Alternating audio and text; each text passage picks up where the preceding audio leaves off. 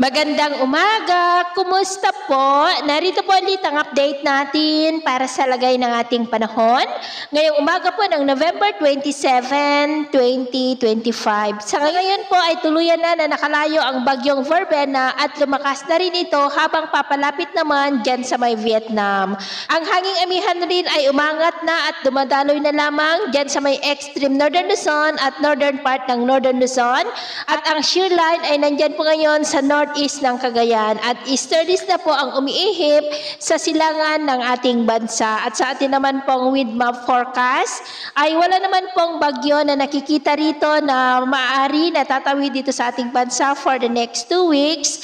Gaya pa ninyong nakikita, pero hindi pa rin natin inaalis ang posibilidad na maaari pa rin na may sama ng panahon na bigla ang mabuo sa silangan ng ating bansa sa susunod na mga araw at ang development pa ng mga yan ang ating babantayan. At sa lagay ng ating panahon, ngayong madaling araw ay maayos naman po ang panahon sa malaking bahagi ng ating bansa, pero dahil sa amihan, shear line at mga localized thunderstorm ay maulap ang kalangitan with isolated rains sa may Cagayan, Batanes, Babuyan Islands, Infanta, Apayao, ilang bahagi ng Bicol Region, Palawan, Eastern Visayas, Cagayan de Oro, Misamis Oriental, Dinagat Island, Tawi-Tawi at Holosulu. At mamaya po ay sisikat naman ang araw sa malaking bahagi ng ating bansa, pero asahan pa rin natin ang maulap na kalangitan with isolated rains sa may extreme northern Luzon, Cagayan, Apayao, Pagudpod, Palilo Island, Camarines Norte, Catanduanes, Masbate, Samar Island, Dinagat Island,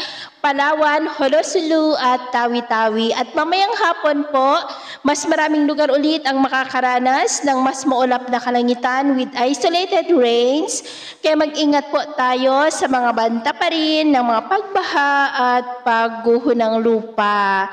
At sa atin naman pong mga baybayin, maalon pa rin po sa mga baybayin ng kanluran ng Luzon, silangang baybayin ng Luzon at dyan po sa mga baybayin ng extreme northern Luzon dahil ang mga alon ay posible po na aabot hanggang sa 2.5 to 4 meters height.